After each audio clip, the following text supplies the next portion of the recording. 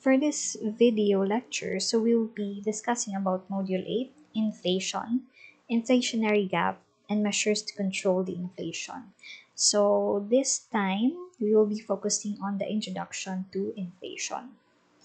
Okay, so when we say inflation, this is normally the decline of the purchasing power of a given currency over time. So when we say purchasing power, this term is the value of a currency expressed in terms of the amount of goods or services that one unit of money can buy. So, for example, how much or how many units of goods can your 100 pesos buy?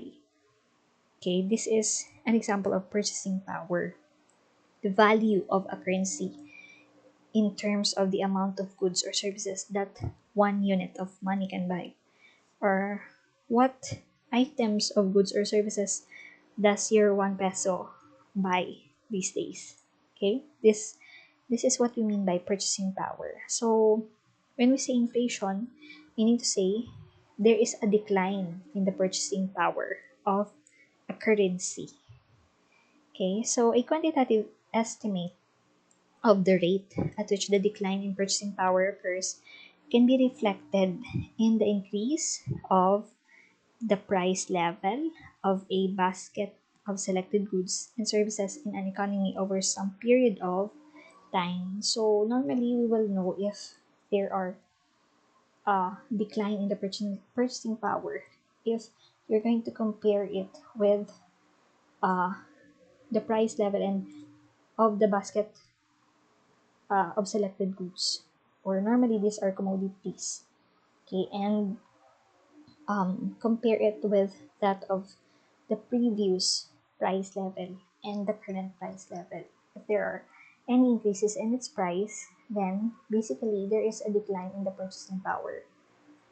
Okay, so the rise in the general level of prices, often expressed as a percentage, means that a unit of currency effectively buys less than it did in the prior period. So, as mentioned earlier, once that the level of price increase or rise, this would mean a decrease in the currency or effectiveness of the currency, okay, which now it buys less than it did in the prior period.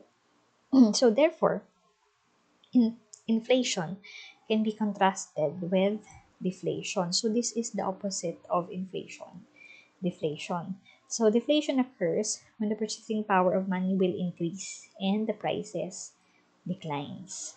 Okay. So individuals need a big and diversified set of products as well as a host of services for living a comfortable life. So that's why almost all now, if you could notice, are uh, they it should be bought, okay, with money. There are lesser things that are for free nowadays. Okay, so these products or services include commodities. So we buy food, okay, metal, fuel, utilities, transportation services, and the like.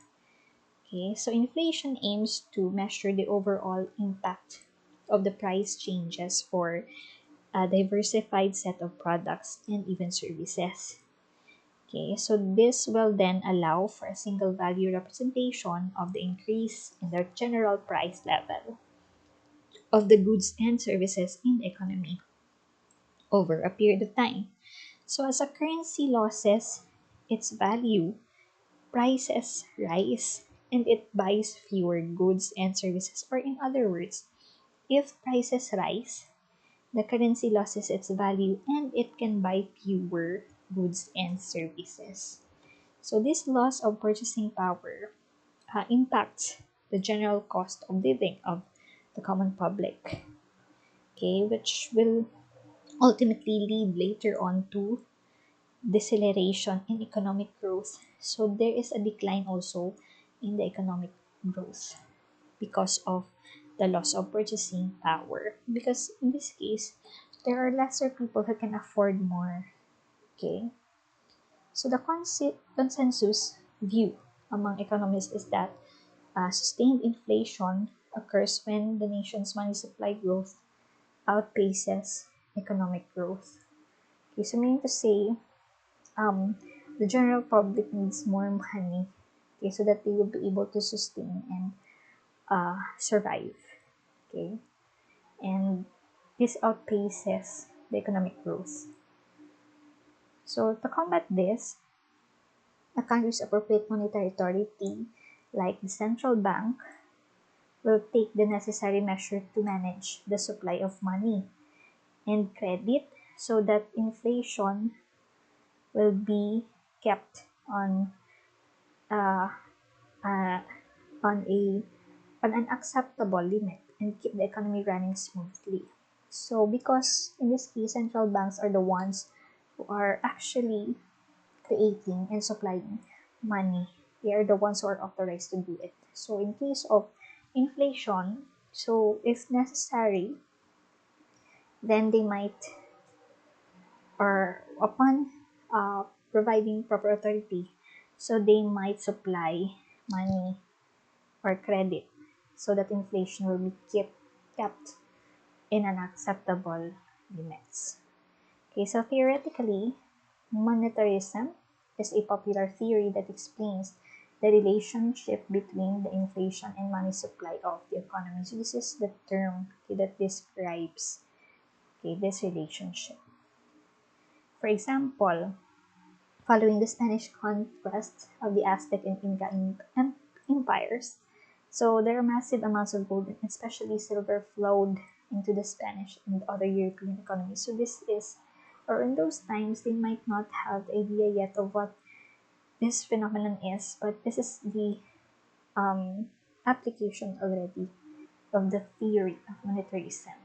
Okay, so since the money supply had rapidly increased, so the value of money fell, contributing to rapidly rising prices. So this also follows the supply and demand uh, law.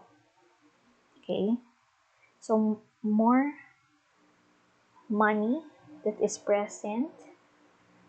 Okay, so eventually, because of limited supply, then the tendency will be that prices will rise. Therefore, the money will ultimately fell, okay, in terms of its value later on. So inflation is measured in a variety of ways. Okay, so depending upon the type of goods and services that is being considered, and the opposite as mentioned is deflation.